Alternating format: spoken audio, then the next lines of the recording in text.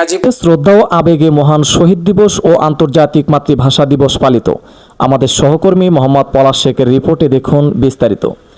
সিরাজগঞ্জের কাজীপুর উপজেলায় যথাযোগ্য মর্যাদায় গভীর শ্রদ্ধা ও আবেগ ঘন পরিবেশে পালিত হয়েছে মহান শহীদ দিবস ও আন্তর্জাতিক মাতৃভাষা দিবস।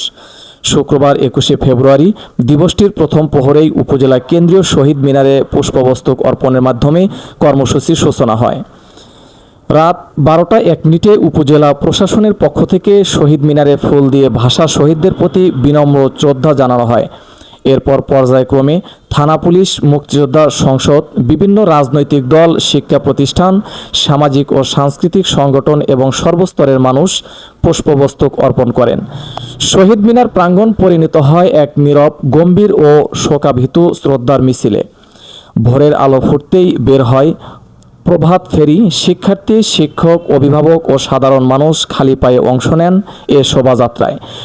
আমার ভাইয়ের রক্তে রাঙানো 21শে ফেব্রুয়ারি সহ দেশাত্মবোধক গানে মুখরিত হয়ে ওঠে পুরো এলাকা।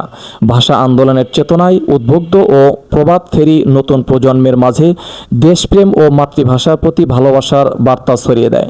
দিবসটি উপলক্ষে উপজেলা পরিষদ মিলনায়তনে অনুষ্ঠিত হয় আলোচনা সভা ও মনোজ্ঞ সাংস্কৃতিক অনুষ্ঠান। এতে প্রধান অতিথি হিসেবে বক্তব্য রাখেন সিরাজগঞ্জ 1 আসনের সংসদ সদস্য মোহাম্মদ সেলিম রেজা। বিশেষ অতিথি হিসেবে উপস্থিত ছিলেন গাজীপুর থানা officer in charge OC Shah Mohammad Enayetullah Rahman. সবাই সভাপতিত্ব করেন গাজীপুর উপজেলা নির্বাহী কর্মকর্তা মোহাম্মদ মোস্তাফিজুর রহমান। বক্তারা মহান ভাষা আন্দোলনের ইতিহাস ও তাৎপর্য তুলে ধরে বলেন, ভাষা শহীদদের আত্মত্যাগ বাঙালি জাতির চেতনায় চিরভাম্বর। তারা নতুন প্রজন্মকে ভাষা আন্দোলনের আদর্শ ধারণ করে দেশপ্রেম, মানবিকতা ও ভাষার মর্যাদা রক্ষায় এগিয়ে আসার আহ্বান জানান। দিনব্যাপী নানা কর্মসূচির মধ্য দিয়ে গাজীপুর উপজেলায় যথাযোগ্য মর্যাদায় পালিত হয় এ গৌরবোজ্জ্বল দিবস। ভাষা শহীদদের প্রতি গভীর শ্রদ্ধা আর কৃতজ্ঞতায় মুখর ছিল পুরো।